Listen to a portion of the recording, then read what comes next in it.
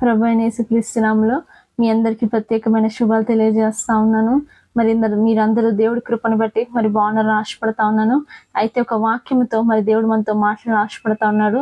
యోబు గ్రంథము 5వ అధ్యాయము 11వ వచనము. ఆయన దీనులను ఉన్నత స్థలములో నుంచును. అయితే మన దేవుడు మనతో మాట్లాడుతూ ఉన్నాడు.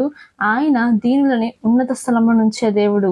ఎవరైతే ఆయన సన్నిధిలో దీనంగా కనిపిస్తారో వాళ్ళని ఆయన ఉన్నత స్థలంలో ఆయన మన నుంచే దేవుడు. అయితే ఎవరైతే ఆయన సన్నిధిలో గర్విష్ఠులుగా ఉంటారో అటువంటి వారి జీవితంలో వారు ఉన్నత స్థితికి వాళ్ళు ఎదగలేరు. ఎందుకంటే మరి దేవుడికి ఏ మాత్రము మరి గర్వంగా ఉండడం ఏ మాత్రం ఇష్టం ఉండదు. ఒకవేళ గర్విష్ఠులు ఉన్నత స్థలంకి వెళ్ళారంటే ఇంకా వాళ్ళ ఉన్న గర్వము ఇంకా అధికమవుతుంది తప్ప మరి ఎటువంటి మరి వాళ్ళలో గర్వం అనేది తగ్గదు. గర్వం వల్ల అది వారికి కానీ ఇతరులకి నష్టమే కానీ ఎవరికి ఎటువంటి ప్రయోజనం ఉండదు.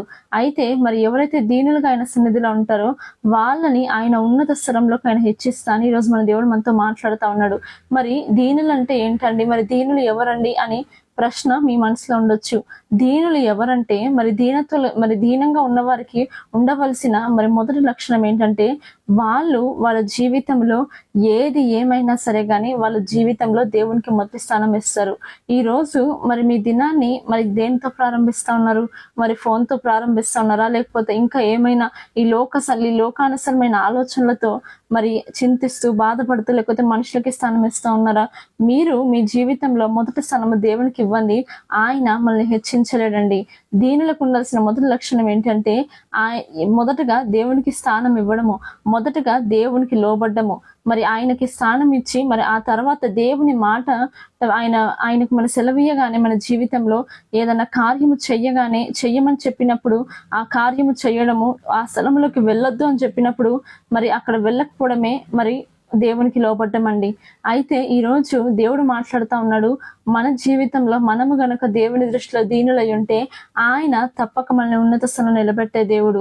మరి మన జీవితంలో మనము దేవునికి మొదటి స్థానం ఇచ్చి ఆయన మాటకి లోబడినట్లయితే ఆయన మన జీవితంలో తప్పక ఆయన మనల్ని ఉన్నత స్థితికి చేర్చే దేవుడు. ఈ రోజు మన చుట్టూ ఉన్న మనుషులు మనల్ని ఉన్నత స్థలంలో ఉండడం ఇష్టపడరు. కానీ ఈ రోజు నీకు ఏ మనిషి నేను ఉన్నత స్థలంలో నేను తీసుకెళ్ళాలని ఆశపడినా పడకపోయినప్పటికీ కానీ నేను ఉన్నత స్థలంలో ఉంచే దేవుడు అక్కడ ఉన్నాడు. కాబట్టి మరి మీరు ఆయన సన్నిధిలో దీనులుగా ఉండి ఉన్నత స్థలంలో మరి మీరు ఉంచబడతారని ఆశిస్తా ఉన్నాను. May God bless you all.